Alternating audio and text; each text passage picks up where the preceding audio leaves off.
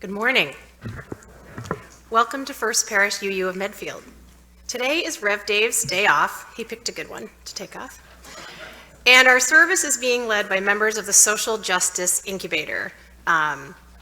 Just so you know, the Social Justice Incubator is sort of a mouthful and sort of a funny term. And the reason we are called an incubator and not a committee is because we do serve as a sort of umbrella group to help with any social justice initiatives that happen at the church. So we are a group that would welcome anyone who has an idea for a social justice initiative or activity you'd like to get started, and you can come to us and we will help where we can.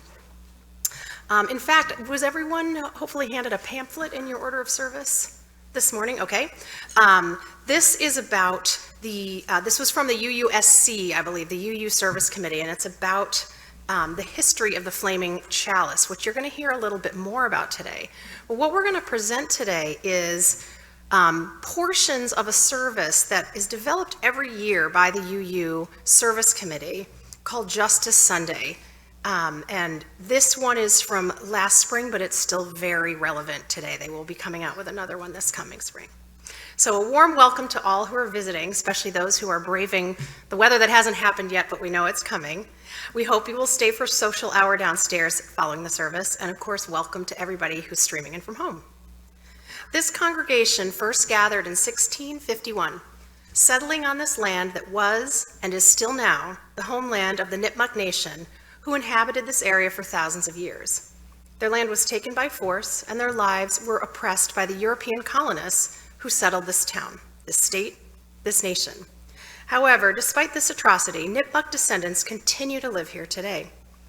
As Unitarian Universalists, we are called to name the wrongs committed against Indigenous people and to work to dismantle the systems of oppression that continue to harm Indigenous people today. While we realize we cannot undo the harm that has already been caused, we at First Parish strive to prevent further harm and to find ways to help the Indigenous community when we can. Holding all of this in our hearts, we welcome you to this place. Here we search for truth and understanding. Here we celebrate life and contemplate its mysteries. Here we share healing and wholeness. So whoever you are, wherever you're from, whatever you believe, whomever you love, we welcome you to this congregation. Our call to worship this morning is entitled, "We Are Glad You Are Here" by Amanda Schuber. If this is your first time here, or your 101st time, we are glad you are here. If you carry the weight of a weary world on your shoulders, or you entered through the doors with a song in your heart and a skip in your step, we are glad you are here. If you are the loudest voice in the town square, or the subtle hand behind the scenes, we are glad you are here. If you have failed once or 1,000 times, we are glad you are here. If you sing like angels or mumble behind the hymnal, we are glad you are here. This community is what it is because of your presence. So welcome. Welcome into this space of love, support, justice, compassion, fellowship, and worship. We are glad you are here.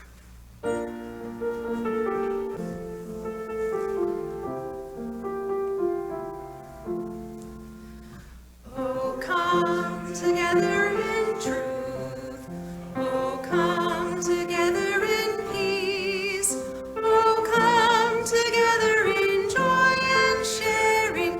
Come together in knowing and caring. Come together, oh, come together, oh, come together in love.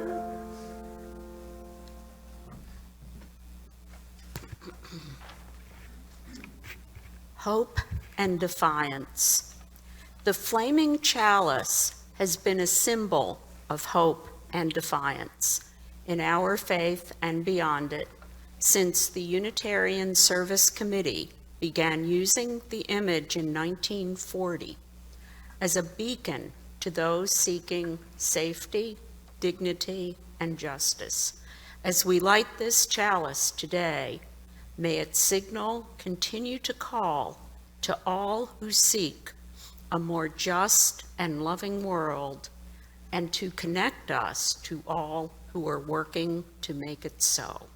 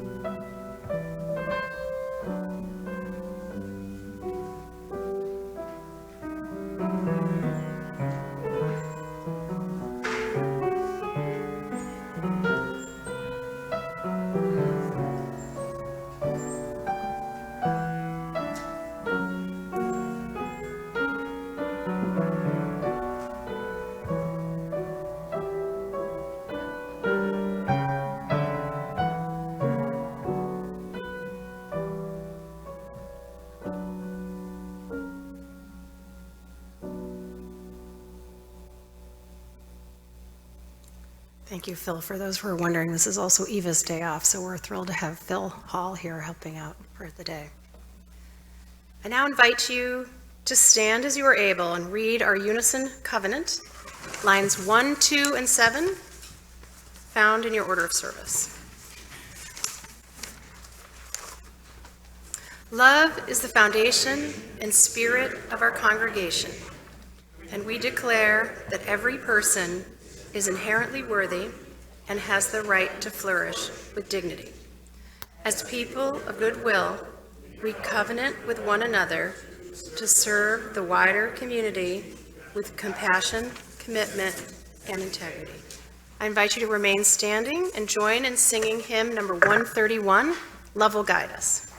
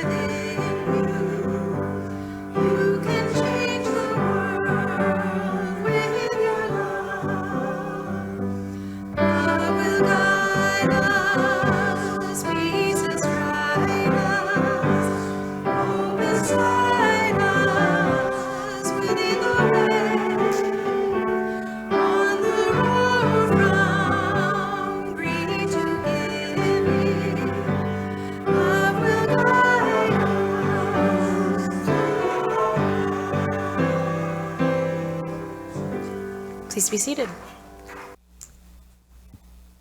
I now invite Arnold to come up and lead our Moment for All Ages.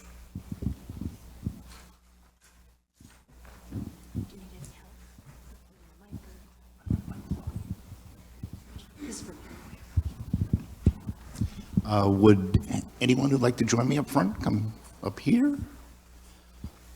I'm going to need a microphone holder. I have a volunteer. No, excellent. Well, good morning. Today I'd like to read you a book called A Cup of Light. Each Sunday, Unitarian Universalists in congregations everywhere light a chalice. Lighting the chalice shows up that the worship service is starting. It reminds us that this time together is special. Now, I'm not going to show you the pictures because this is actually like a coloring book, and the pictures are kind of dull right now. They don't have any colors in them. But we'll go on with the story. Some families light a chalice before dinner. Sometimes we light a chalice when we're traveling far from home, which gives us a sense of comfort in a strange place. The chalice helps us remember that near or far, Unitarian Universalists are all connected in spirit. No matter what shape, size, or color they may be, one thing makes all Unitarian Universalist chalices the same. They all hold a flame. The chalice with a flame, the flaming chalice, is the symbol of Unitarian Universalists.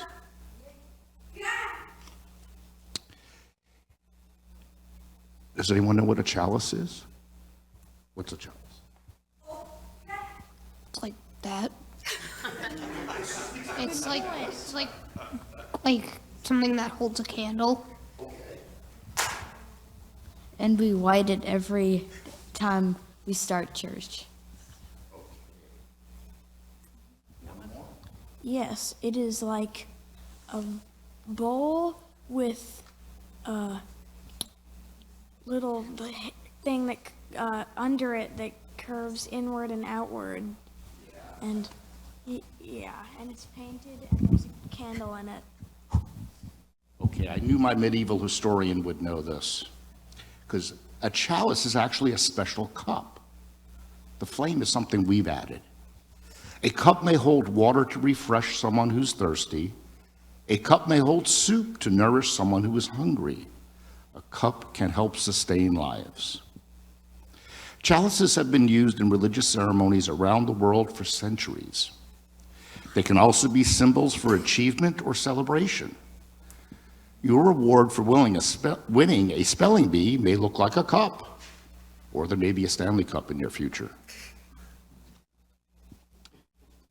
Now, the other part of the flaming chalice is fire. Fire is mysterious. We can feel its heat, but we can't actually touch it or hold it. Fire makes things change. It can turn metal into melting, or turn a mound of sticky dough into a hot loaf of bread. Fire provides warmth and light. It takes only a small flame to brighten the darkness. Unitarian Universalists put the chalice and the flame together to make a symbol of the flaming chalice. The chalice might be our loving community, the flame change. We are changed by being part of this loving community. The chalice might be our sharing community, the flame, the mystery. Together, Unitarian Universalists explore the great mysteries of life. For some, the chalice means hope. It reminds us of how much good we can do when we work together.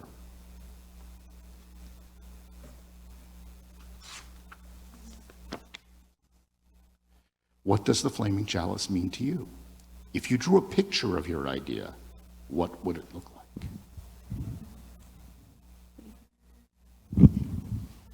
I think it would be like a cup, but not just like one that you drink from. It would have like a big top, and it would have like a thin body, and then it would have like a flat bottom, and it would have a little candle inside of it. What does it mean to you guys? Any idea?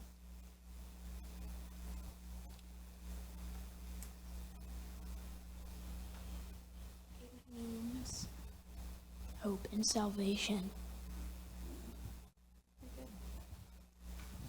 So as you go into religious exploration today, or even as you go into your week, let me challenge you to think about what your chalice might look like. And if you want to sketch a picture of it, I'd be more than happy to see it. Okay, thank you. Thank you, Arnold, and let's sing the children out to religious exploration. Go now in peace, go now in peace. May the spirit of love surround you everywhere, everywhere you may go. Go now in peace, go now in peace. May the spirit of love surround you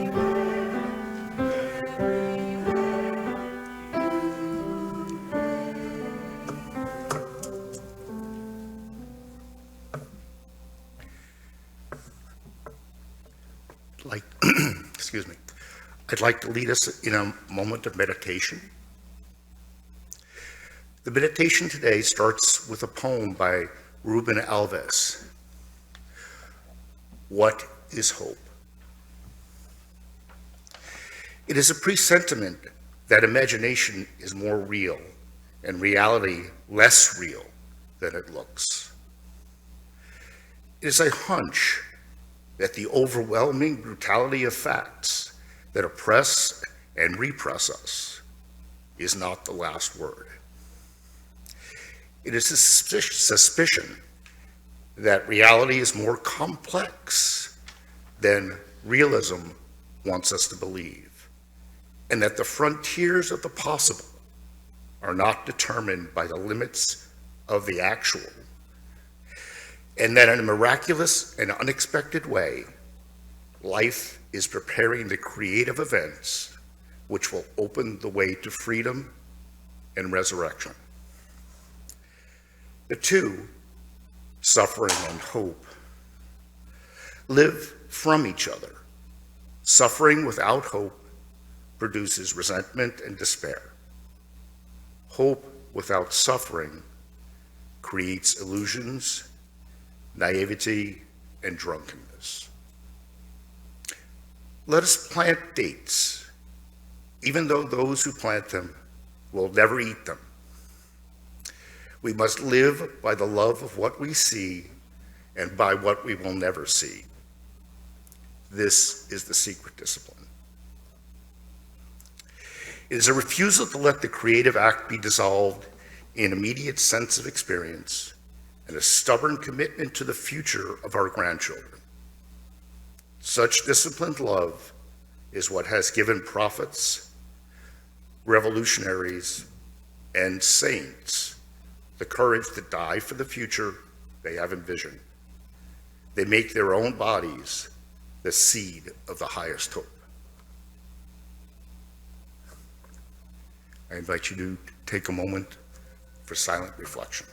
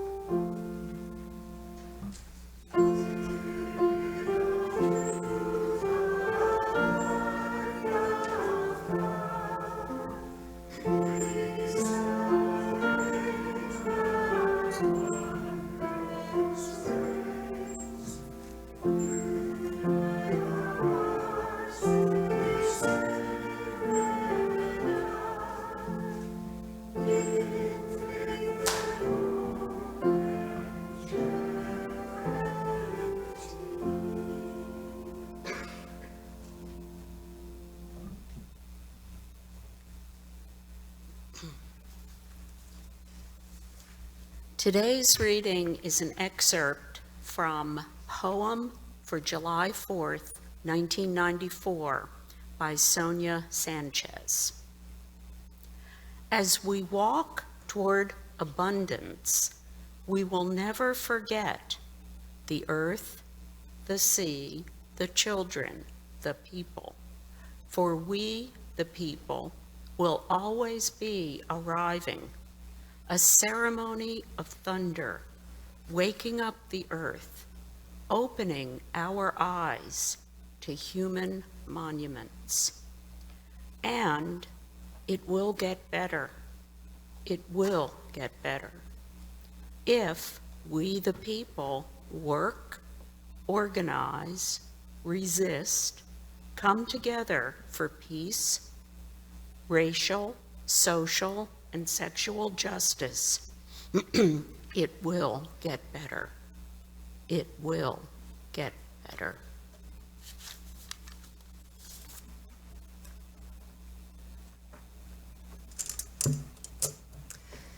Since its founding 85 years ago, the Unitarian Universalist Service Committee has been resisting fascism and advancing human rights.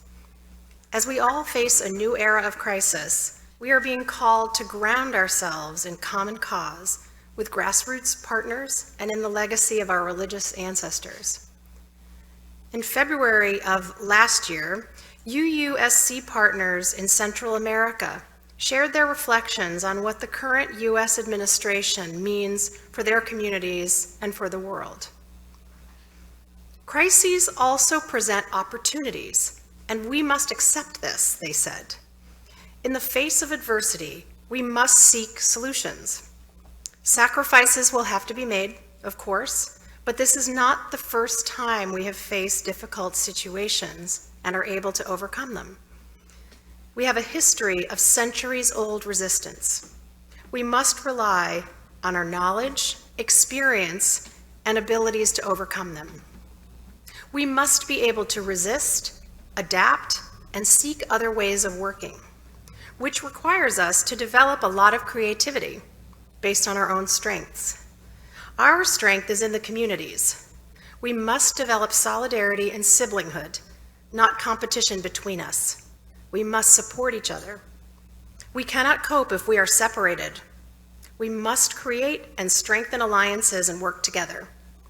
Let us recover the wisdom of the earth, the wisdom of women, the wisdom of indigenous peoples and ancestors, the wisdom of science, and the wisdom of different spiritualities. Friends, let us keep this shared wisdom before us as we look for solutions in global solidarity and mutual care, instead of the American exceptionalism and individualism that has plagued our culture for so long. Let us also keep the legacy of our religious ancestors before us. The history of Unitarian Universalism is filled with stories of people disobeying bad laws to help those in need, often at great personal risk, and doing so because their values of love, inclusion, and hope were central to how they lived their lives.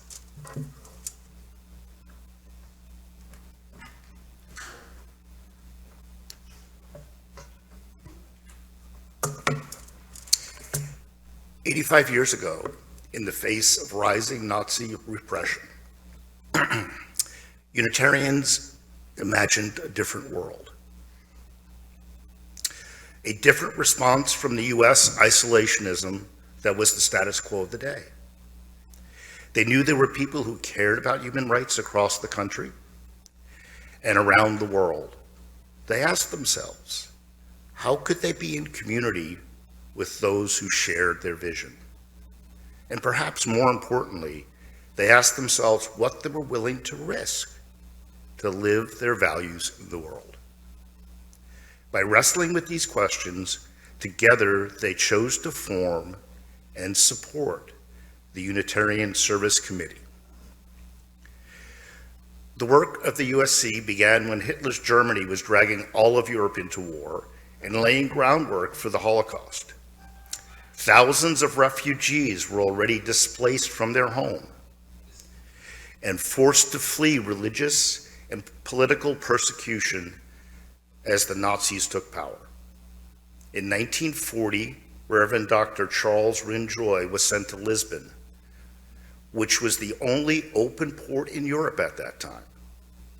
Many of the refugees had to flee without any identification papers that were required to cross borders.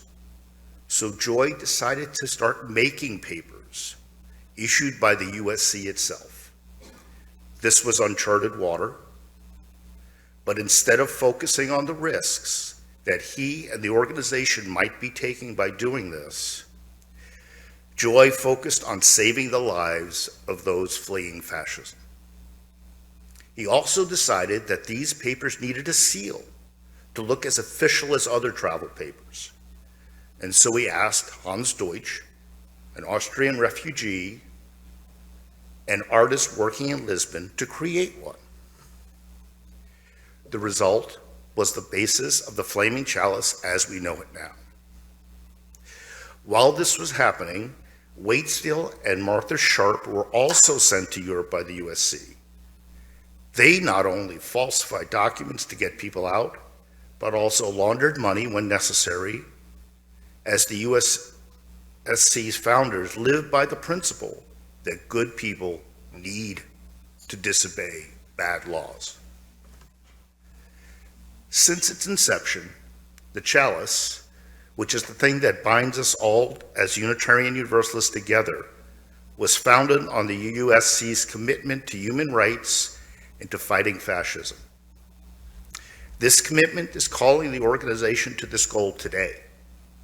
as it partners with grassroots organizations around the world and here in the United States to resist oppressive systems and advance human rights for all people.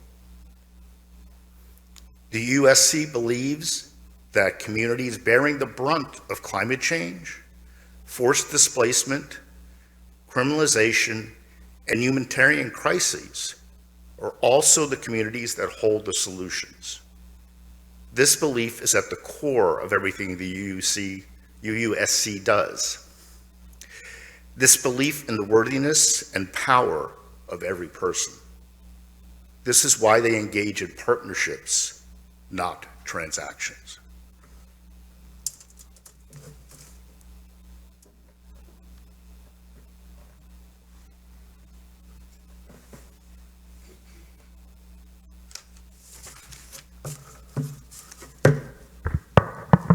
The work of the UUSC. For 85 years, the Unitarian Universalist Service Committee has been working in partnership with those most directly impacted by injustice to imagine a different world, a beloved community where every person's rights are honored and protected. They joined with migrant workers in Texas in the 1940s as they fought against exploitation. They launched desegregation projects in Georgia and Florida in 1960. In 1978, the UUSC sponsored the first congressional fact-finding mission to El Salvador as violence there escalated. In the 1980s, they sent emergency funds to ease the Ethiopian famine long before the story reached mainstream U.S. news. They sent emergency medical equipment to Rwanda in the 1990s and then launched the Drumbeat for Darfur campaign in the 2000s to help end the genocide in Sudan. In 2010, they went to Haiti to assist with immediate relief after the earthquake and continue to have strong partnerships with Haitian organizations today as they work for long-term recovery and a true democracy led by the Haitian people. Now, the UUSC works with organizations in Central America, Mexico, and the US on the forefront of migrant justice as they seek security for people who wish to remain in their home countries, safety for those traveling along the migrant trail, and justice once people reach the U.S. They partner with First and Indigenous communities in the South Pacific, Louisiana, and Alaska who are on the front lines of the climate change crisis as their homes and way of life are threatened by rising sea levels and rising temperatures. They are working with Rohingya Muslims and other ethnic minorities in Myanmar as they seek both justice and survival following the military coup in 2021. They partner with organizations in Ukraine and Eastern Europe who are working to serve Black, queer, and Roma refugees who are often disregarded by larger aid agencies. And they work to find security and welcome for trans, two-spirit, and gender-expansive people in the U.S. who are forced to flee their homes due to increasing legislative and social violence.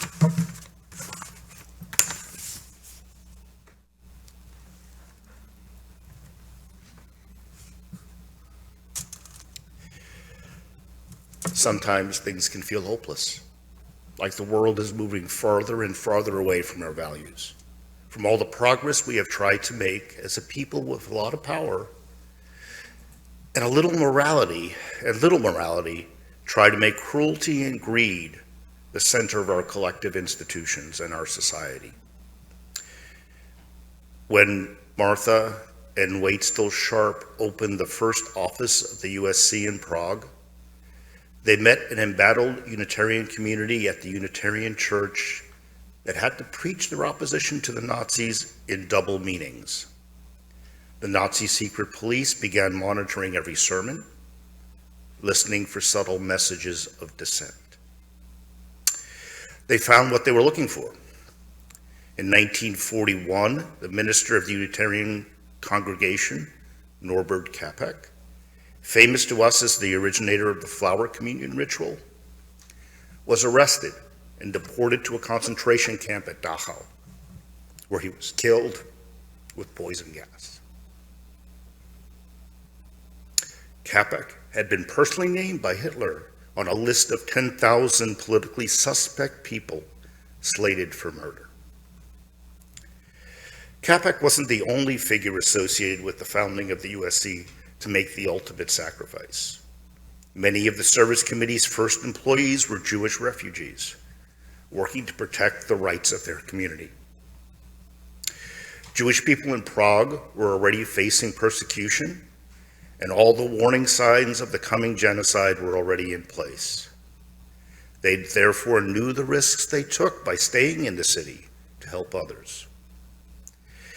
Nevertheless, historian Elizabeth Subak writes, they delayed their own emigration efforts to help other refugees. Ultimately, none were able to emigrate or to avoid deportation to concentration camps. In the face of genocide, religious persecution, political assassination, and all the worst atrocities that human imagination has ever devised, it was an act of indescribable courage for these people to hope for a different world. It is a hope born of courage and determination, a hope, as Brazilian theologian and poet Ruben Alves writes, is a hunch that the overwhelmingly brutal facts that oppress us and repress is not the last word. We have come as far as we have because justice seekers throughout time have continued to embody the defiance and determination to keep reaching towards another imagined possibility.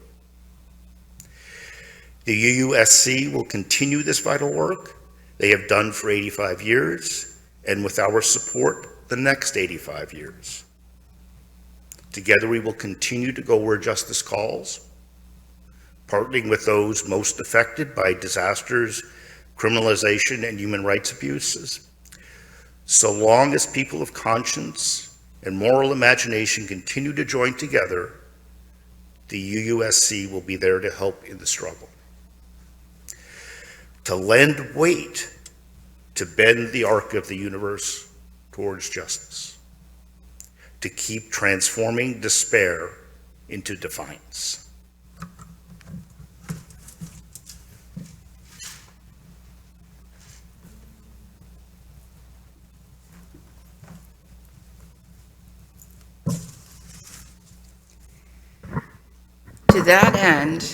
To that end, we are being asked to join the UUSC's Resistance Network, a rapid mobilization hub that connects people of faith and conscience to urgent advocacy and direct action when democracy, civil liberties, and human rights are under attack.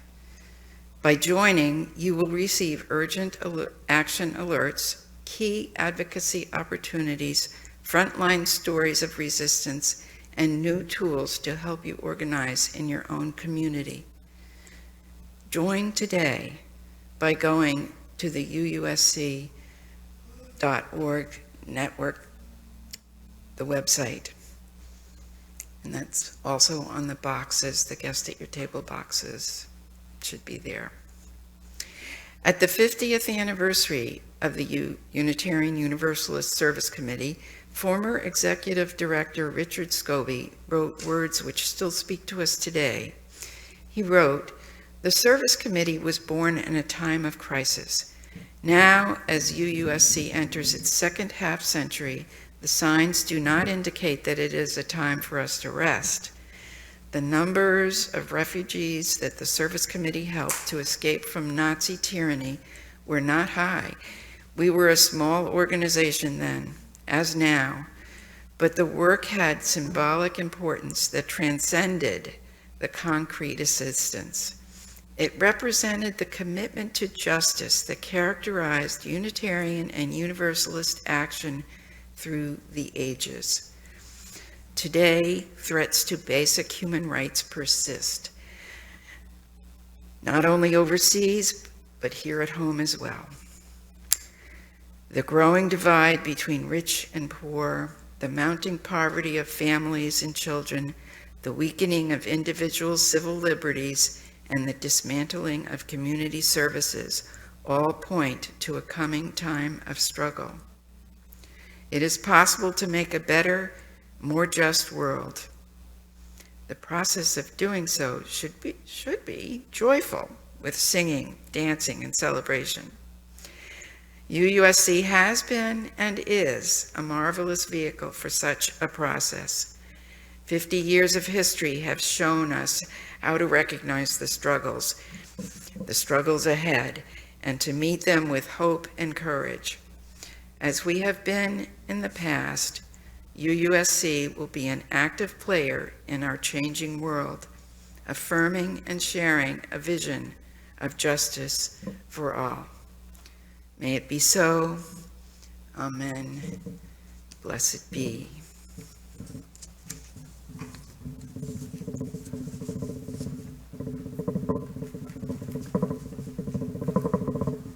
I now invite Duncan Glover to come forward for the morning's offering.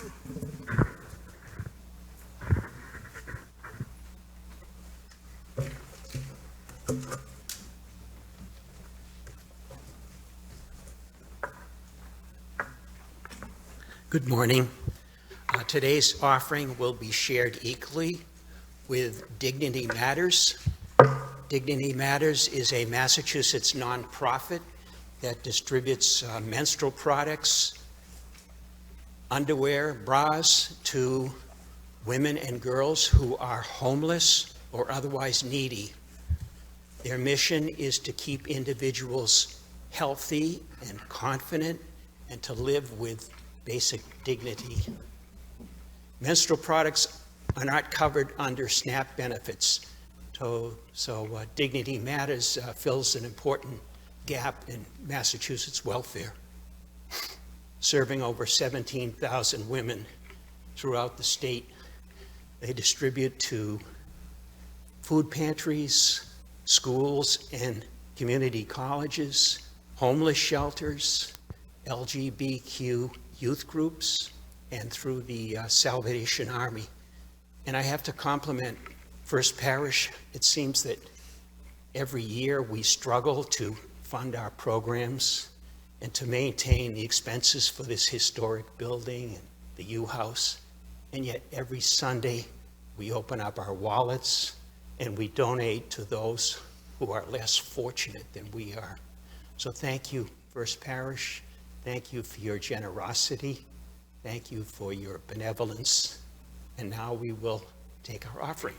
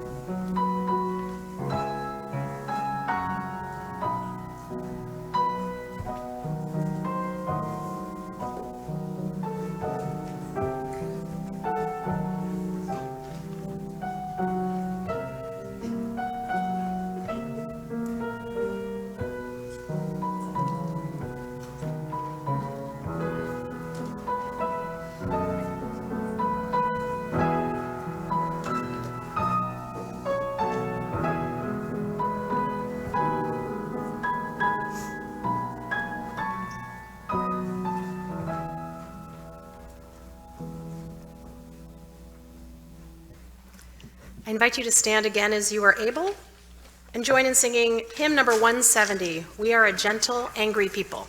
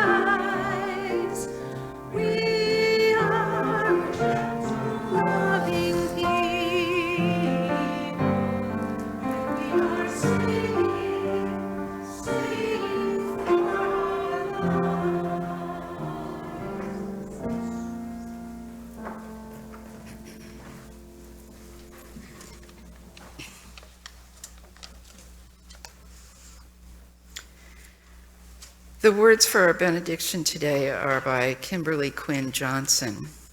And Kimberly uses a line from a poem that's been turned into a song, actually, very powerful song, by June Jordan, a poem for South African women.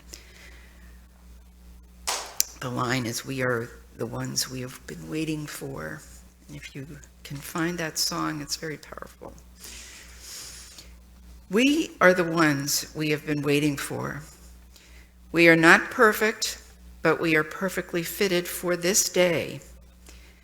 We are not without fault, but we can be honest to face our past as we chart a new future. We are the ones we have been waiting for. May we be bold and courageous to chart that new future. May we have faith in a future that is not known. We are the ones we have been waiting for.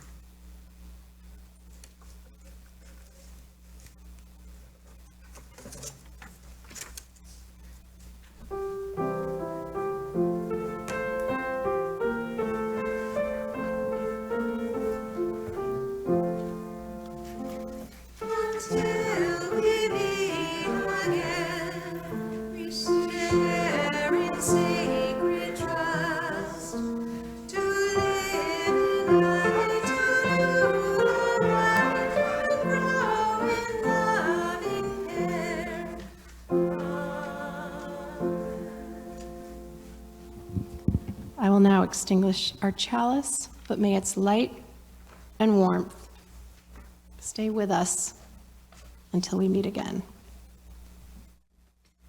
Here ends our worship. Let our service begin.